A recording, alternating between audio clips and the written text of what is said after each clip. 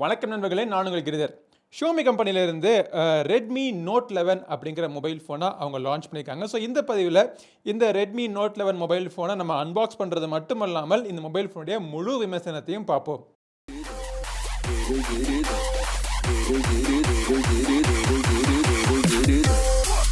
Redmi note 11 இந்த மொபைலினுடைய ஆரம்ப விலை பார்த்தீங்க அப்படின்னா 13,499 ருபீஸ்க்கு இன்ட்ரடக்டரி ப்ரைஸாக அவங்க லான்ச் பண்ணியிருக்காங்க.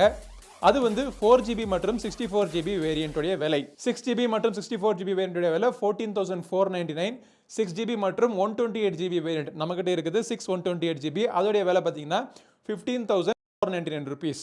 மொபைலினுடைய பாக்ஸ் பேக்கேஜிங் இந்த மாதிரி தான் இருக்கு. பாக்ஸுக்குள்ள இந்த மொபைல் ஃபோன் தவிர இதை ப்ரொடெக்ட் பண்றதுக்காக ஒரு TPU ஜெல் கேஸ் கொடுத்துருக்காங்க. யூசர் மேனுவல், சிம் எஜெக்டர் பின் தவிர 33 வாட் சார்ஜர் பாக்ஸுக்குள்ள கொடுத்துட்றாங்க. ஸோ அதுக்கான ஒரு USB கேபிளும் உள்ளுக்குள்ள இருக்கு. இப்போ இந்த பாக்ஸை நம்ம ஓரமாக வச்சுட்டு மொபைல் எப்படி இருக்குது அப்படிங்கிறத பார்ப்போம். இந்த மொபைல் 3 கலரில் அவைலபிளாக இருக்குது. ஸ்பேஸ் பிளாக், ஹொரைசான் ப்ளூ மற்றும் ஸ்டார் டஸ்ட் ஒயிட் அப்படின்னு சொல்ல ஒரு 3 கலரில் அவைலபிளாக இருக்குது. ஸோ நம்மகிட்ட இருக்கிறது உங்களுக்கு பார்த்தாலே தெரியுது, இது வந்து ஹொரைசான் ப்ளூ அப்படின்னு சொல்லக்கூடிய ஒரு கலர். மொபைலோடைய டிசைன் பார்த்தீங்கன்னா பேக் வந்து கம்ப்ளீட்லி ஃப்ளாட் கிடையாது. ஃப்ளாட்டில் இந்த எட்ஜஸ் எல்லாம் பார்த்தீங்கன்னா ஒரு கர்வ் கொடுத்துருக்காங்க. ஸோ கையில் பிடிச்சி யூஸ் பண்ணுறதுக்கு ஒரு கம்ஃபர்டபுளான ஒரு டிசைனாக இருக்குது. பிளாஸ்டிக் பேக்கு தான். ரிம்ஸ்லாம் பார்த்தீங்கன்னா ஃப்ளாட்டாக இருக்குது. அதே இந்த கலரை மேட்ச் பண்ணுற மாதிரி ரிம்ஸும் ப்ளூ கலரில் இருக்குது. மொபைலினுடைய கீழ்ப்புறத்தில் ஒரு ஸ்பீக்கர், ஆக்சுவலாக மொபைல் ஃபோனில் ஸ்டீரியோ ஸ்பீக்கர், டாப்லேயும் ஒரு ஸ்பீக்கர் கொடுத்துருக்காங்க. ஒரு USB Type-Cக்கான ஒரு போர்ட் இருக்கு. ஒரு மைக் மேலே பார்த்தீங்கன்னா இரண்டாவது ஸ்பீக்கர், 3.5 ஆடியோ ஜாக் மற்றும் IR blast plus noise cancelling மைக்கும் இருக்கு. மொபைலுடைய ஒரு சைடில் பவர் பட்டன் மற்றும் வால்யூம் பட்டன். இந்த பவர் பட்டனுக்குள்ளே ஃபிங்கர் பிரிண்ட் ஸ்கேனரும் கொடுத்துருக்காங்க. ஃபிங்கர் பிரிண்ட் ஸ்கேனர் நல்லா ஃபாஸ்ட்டாக அக்யூரேட்டாக இருக்குது. மொபைலினுடைய மறுபுறத்தில் சிம் கார்டு ட்ரே. இந்த சிம் கார்டு ட்ரேல அட் அ டைம் நீங்கள் 3 கார்டு போட்டுக்கலாம். அதாவது 2 சிம் கார்டும் ஒரு SD கார்டும் போட்டு நீங்கள் யூஸ் பண்ணிக்கலாம். இது வந்து ஒரு 4G மொபைல் ஃபோன். மொபைலுடைய வெயிட் பார்த்தீங்கன்னா 179 கிராம்ஸ் தான். 8.09 mm ரொம்ப தின்னான மொபைல் ஃபோனாக இருந்தாலுமே இந்த மொபைல் ஃபோனில் 5000 mAhக்கான பேட்டரி கொடுத்துருக்காங்க. ஃப்ரண்ட்ல இருக்கிற அந்த டிஸ்பிளேக்கு மேலே பார்த்தீங்க அப்படின்னா பொட்டு நாச் அழகா சிறுசா இருக்கு. இந்த டிஸ்பிளேயை ப்ரொடெக்ட் பண்றதுக்கு கார்னிங் கொரில்லா கிளாஸ் 3 கொடுத்துருக்காங்க. 6.43 inch full HD plus resolution கொண்ட ஒரு பேனல் இது. 90 Hz ரெஃப்ரெஷ் சப்போர்ட் பண்ணக்கூடிய AMOLED பேனல். ஸோ கேமிங் விளையாடுறப்போ உங்கள் டச் ரெஸ்பான்சிவ்னஸ் பார்த்தீங்கன்னா 180 Hz வரை கொடுத்துருக்காங்க. இந்த AMOLED பேனலுடைய கலர் ரீப்ரொடக்ஷன் ரொம்ப பர்ஃபெக்டாக இருக்கு. சூரிய வெளிச்சமாக இருந்தாலும் சரி, இன்டோர் கண்டிஷனாக இருந்தாலும் சரி, இரண்டுலேயுமே இந்த மொபைல் ஃபோனுடைய டிஸ்பிளே நீங்கள் தாராளமாக எந்த ஒரு பிரச்சனையும் இல்லாமல் நீங்கள் யூஸ் பண்ணிக்கலாம். ஸோ ஃபார் இந்த ப்ரைஸ் ரேஞ்சுக்கு டிசைன் அண்ட் டிஸ்பிளேல எந்த ஒரு நெகட்டிவ் பாயிண்ட்டும் எனக்கு தென்படலை. பின்புறத்தில் இருக்கிற கேமரா அரேஞ்ச்மெண்ட்டை பற்றி பேசுவோம். இப்போ இதில் வந்து குவாட் கேமரா அரேஞ்ச்மெண்ட் கொடுத்துருக்காங்க. 50 mega pixel main camera sensor, அது தவிர ஒரு 8 mega pixel ultra wide angle camera கொடுத்துருக்காங்க.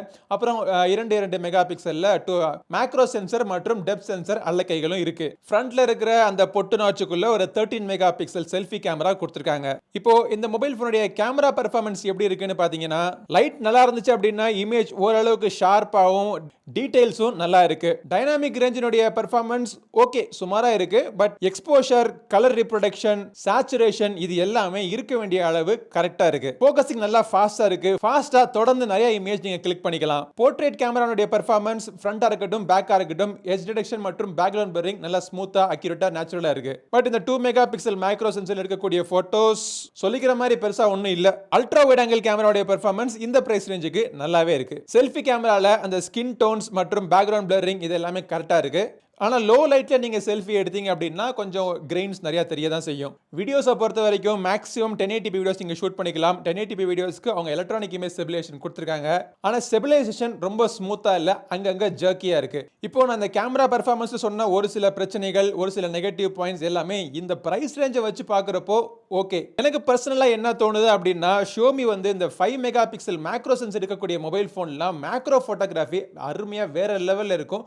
ஸோ இந்த மொபைல் ஃபோன்லையும் இந்த 5 மெகா பிக்சல் மேக்ரோ சென்சர் கொடுத்துருந்தாங்கன்னா இந்த மொபைல் ஃபோனுடைய கேமரா செட்டப்னுடைய பெர்ஃபார்மன்ஸ் அருமையாக இருந்திருக்கும். 4K வீடியோக்கான சப்போர்ட் அவங்க கொடுத்துருக்கலாம். பட் அந்த சப்போர்ட் பார்த்தீங்க அப்படின்னா ப்ராசஸர் லெவலில் இருந்து வரணும். ப்ராசஸர் என்ன கொடுத்துருக்காங்கன்னு பார்ப்போமா. இந்த மொபைல் ஃபோனுடைய ப்ராசஸர் Snapdragon 680. இதுக்காக GPU பார்த்தீங்கன்னா Adreno 610 கொடுத்துருக்காங்க. LPDDR4 type of RAM, UFS 2.2 storage, L1 வைட்பேண்ட்கான சப்போர்ட் இருக்கு. தேவையான எல்லா சென்சரும் கொடுத்துருக்காங்க. NFC கிடையாது, FM ரேடியோ இருக்கு. ஸோ இந்த ஹார்ட்வேர் பார்த்தீங்க அப்படின்னா ஓரளவுக்கு நீங்கள் நல்ல ஒரு ஹை ரிசோர்ஸ் இன்டென்சிவ் கேம்ஸ் தான் போட்டு நீங்கள் விளையாடலாம். ஃப்ரேம் ட்ராப்போ லேகோ இருக்காது. கேம்ஸ் தவிர நீங்கள் யூஸ் பண்ணக்கூடிய அப்ளிகேஷன்ஸுமே நிறைய அப்ளிகேஷன்ஸ் இன்ஸ்டால் பண்ணிக்கலாம். அந்த அப்ளிகேஷனில் பேக்ரவுண்டில் ரன் ஆகுது, மல்டிடாஸ்கிங் பெர்ஃபார்மன்ஸ் எல்லாமே இந்த ப்ராசஸர் ப்ளஸ் இந்த ஹார்ட்வேருடைய திறன் பார்த்தீங்க அப்படின்னா நல்லாவே வேலை செய்யுது. பட் இது வந்து ஒரு 5G மொபைல் ஃபோன் இல்லையே, 4G மொபைல் ஃபோன் தான் கொடுத்துருக்காங்க அப்படின்னு நினைக்கிறவங்க வந்து நீங்கள் அப்படி நினைக்கவே வேணாம். மொபைல் ஃபோனில் இருக்கக்கூடிய அம்சங்கள் இன்னைக்கு நீங்கள் யூஸ் பண்ணுற மாதிரி இருக்கா அப்படிங்கிறத நீங்கள் பார்க்கணும். இன்னைக்கோ ஒரு நாள் எப்போவோ ஒரு பல வருஷங்கள் கழித்து வரக்கூடிய 5Gக்காக இன்னைக்கு மொபைல் ஃபோனுடைய பெர்ஃபார்மன்ஸில் காம்ப்ரமைஸ் பண்ணாமல் இந்த மொபைல் ஃபோன் இருக்கிறனால 4G மொபைல் ஃபோன்ஸ்லேயே இதோடைய பெர்ஃபார்மன்ஸ் எனக்கு பர்ஃபெக்டாக எனக்கு பிடிச்சிருக்கு. சாஃப்ட்வேரை பொறுத்த வரைக்கும் இந்த மொபைல் ஃபோனில் அவங்களுடைய லேட்டஸ்ட் வெர்ஷன் MIUI 13 கொடுத்துட்டாங்க. ஆனால் ஆண்ட்ராய்டு 11 தான் ரன் ஆகிட்டு இருக்கு. இது வந்து ஆக்சுவலாக பெரிய பிரச்சனை கிடையாது. ஏன்னா இந்த மொபைல் ஃபோனில் MIUI 13 கொடுத்துட்டு அதுக்கு கீழே அவங்க ஆண்ட்ராய்டு 12 கொடுத்தாலுமே ஆண்ட்ராய்டு 12 இருக்கக்கூடிய பெரிய ஏதாச்சும் ஒரு ஃபீச்சர் புதுசாக ஆட் பண்ணிக்காங்களா அப்படின்னு கேட்டிங்கன்னா அதெல்லாம் உங்களுக்கு தெரியாது. MIUI 13 என்னென்ன அம்சங்கள்லாம் ஆட் பண்ணிக்காங்களோ அது மட்டும் தான் உங்களுக்கு ப்ரிடாமினென்ட்லி இந்த ஸ்கின் டியூவையில் உங்களுக்கு தெரியும்.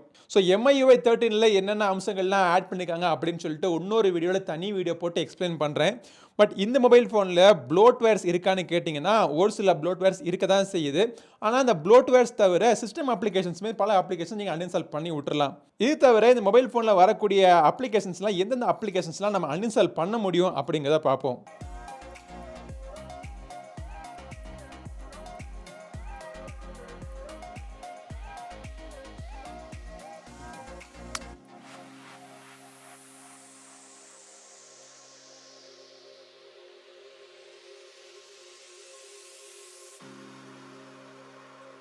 ஓகே, சும்மா ஒரு எக்ஸ்பெரிமெண்ட்டுக்காக என்னால் எந்தெந்த அப்ளிகேஷன் தான் அன்இன்ஸ்டால் பண்ண முடியும் இந்த MIUI 13 அப்படிங்கிறத பார்த்தேன். அன்இன்ஸ்டால் பண்ணி முடிச்சதுக்கு அப்புறமா மிச்சம் இருக்கிற அப்ளிகேஷன்ஸ்லாம் பார்த்தீங்க அப்படின்னா ரொம்பவே உங்களுக்கு தேவையான ஒரு கோர் அப்ளிகேஷன்ஸ் மாதிரி தான் இருக்குது. பட் இதுலேயுமே பார்த்தீங்கன்னா கெட் ஆப்ஸ் அப்படின்னு சொல்லக்கூடிய அவங்களுடைய ப்ளே ஸ்டோர் இதை நம்ம தவிர்க்க முடியாது. தவிர்க்க முடிஞ்சிருந்தால் நல்லா இருந்திருக்கும். அது தவிர அந்த MI Pay இதையும் அன்இன்ஸ்டால் பண்ண முடிஞ்சிருந்தால் நல்லா இருந்திருக்கும். நீங்கள் பிடுங்குற ஆணி பூரா தேவையில்லாத ஆணிங்கிற மாதிரி எல்லாத்தையும் நீங்கள் பிடுங்கி போட்டுடலாம். பட் UI நல்லா ஃபாஸ்ட்டாக ரெஸ்பான்சிவாக இருக்குது. நான் யூஸ் பண்ணி பார்த்த வரைக்கும் பெருசாக ஒன்றும் பக்ஸ் எனக்கு இது வரைக்கும் தென்படலை. 5000 mAh பேட்டரி கொடுத்துருக்காங்க. அதை சார்ஜ் பண்ணுறதுக்கு பாக்ஸுக்குள்ளே 33 வாட் சார்ஜர் இருக்குது. ஸோ இந்த சார்ஜர் இந்த மொபைல் ஃபோனை 1 ஹவருக்கு கம்மியான டயத்துலேயே சார்ஜ் பண்ணிடுது, ஃபுல் சார்ஜ் பண்ணிடுது. ஒன்ஸ் ஃபுல் சார்ஜ் ஆயிடுச்சுன்னா இந்த மொபைல் ஃபோன் தாராளமாக உங்களுக்கு 2 days வரைக்கும் உங்களுடைய யூசேஜை பொறுத்து உங்களுக்கு தாக்கு பிடிக்கும். ஸோ ஓவராலாக இந்த Redmi Note 11 பார்த்தீங்க அப்படின்னா இந்த ப்ரைஸுக்கு ஒரு கம்ப்ளீட் பேக்கேஜ் அப்படின்னு சொல்லலாம். 15,000 ரூபாய்க்கு ஒரு மொபைல் ஃபோன் வாங்கணும்னு நினைக்கிறவங்க தாராளமாக இந்த மொபைல் ஃபோன் வாங்கலாம். நான் பரிந்துரை பண்ணுவேன். இந்த மொபைல் ஃபோன் வாங்கணும்னு நினைக்கிறவங்க இது வாங்குறதுக்கான லிங்க் இந்த வீடியோ டிஸ்கிரிப்ஷனில் இருக்குது. கிளிக் பண்ணி செக் பண்ணி பாருங்க. இந்த பதிவு பிடிச்சிருந்துச்சுன்னா லைக் பண்ணுங்க, உங்கள் நண்பரோட ஷேர் பண்ணுங்க. அடுத்த ஒரு பதிவில் உங்களை மீண்டும் சந்திக்கும் வரை உங்களிடம் இந்த விடைபெறுவது உங்கள் நண்பன் கிரிதர். வாழ்க தமிழ், வளர்க பாரதம். நன்றி, வணக்கம்.